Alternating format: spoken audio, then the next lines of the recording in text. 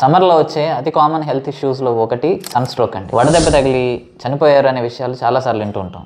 ఈ వడదెబ్బ నిజంగా అంత ప్రమాదకరమా అని అంటే మేజర్గా జరిగేది ఏంటంటే వడదెబ్బ తగిలినప్పుడు ఏ జాగ్రత్తలు తీసుకోవాలో తెలియకపోవడం వల్ల నష్టం ఎక్కువ ఉంటుంది. మనలో ఎవరికైనా సరే సన్ స్ట్రోక్ తగిలిందేమో అని అనిపిస్తుంది అంటే ఒళ్ళు చాలా విపరీతమైన టెంపరేచర్తో రన్ అవుతూ ఉంటుంది, మగతగా ఉంటుంది, మతిమరుపు ఉంటుంది, ఏ పని చేయాలన్నా కూడా ఇంట్రెస్ట్ లేకపోవడం, నీరసం, ఇలాంటి లక్షణాలు ఎండలోకి వెళ్ళొచ్చిన తర్వాత మనం ఎవరికైనా ఉంది అని అంటే ఖచ్చితంగా మనలో సన్ స్ట్రోక్ రన్ అవ్వడానికి ఛాన్సెస్ ఉన్నాయి. సో ఫస్ట్గా ఏం చేయాలని అంటే టైట్ బట్టలు ఏమైనా ఉంటే వెంటనే అవి తీసేసి లూజ్గా ఉన్న బట్టలు వేసుకోవాలి. రెండోది థర్మో రెగ్యులేటరీ మెకానిజం అని బాడీలో టెంపరేచర్ని రెగ్యులరైజ్ చేయడానికి ఉన్న మెకానిజం అంతా కూడా ఒక్కసారిగా షట్ డౌన్ అయిపోతుంది.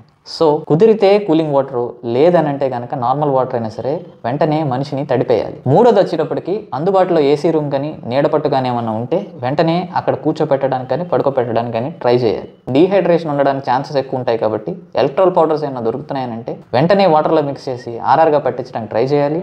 లేని పక్షంలో మజ్జిగ కానీ నిమ్మకాయ నీళ్ళు కానీ బాగా పల్చగా కలిపి ఆర్ఆర్గా ఇవ్వడానికైనా సరే ట్రై చేయాలి. మాక్సిమం సన్ స్ట్రోక్స్ వచ్చినప్పుడు హై బీపీకి వెళ్ళి స్ట్రోక్ రావడానికి కూడా ఛాన్సెస్ ఉంటాయి. ఇంట్లో మనకి ఏమైనా బీపీ ఆపరేటర్స్ ఉంటే వెంటనే బీపీ చెక్ చేయాలి. అబ్నార్మల్ బీపీస్ ఉన్నాయనంటే మెడికల్ ఎయిడ్కి తీసుకెళ్ళాలి. లేదు ఇంట్లో బీపీ మిషన్ ఏమి కనబడట్లేదు అని అనుకుంటే దగ్గరలో ఉన్న ఫస్ట్ ఎయిడ్ సెంటర్కి తీసుకెళ్లి బీపీ చెక్ చేయించి హార్ట్ బీట్ ఎలా ఉంది అన్నది చూడాలి. ఇవన్నీ కనుక పాటించగలిగితే మాక్సిమం సన్ స్ట్రోక్ వచ్చిన వాళ్ళు ఎవరు కూడా ప్రాణాలు కోల్పోరు.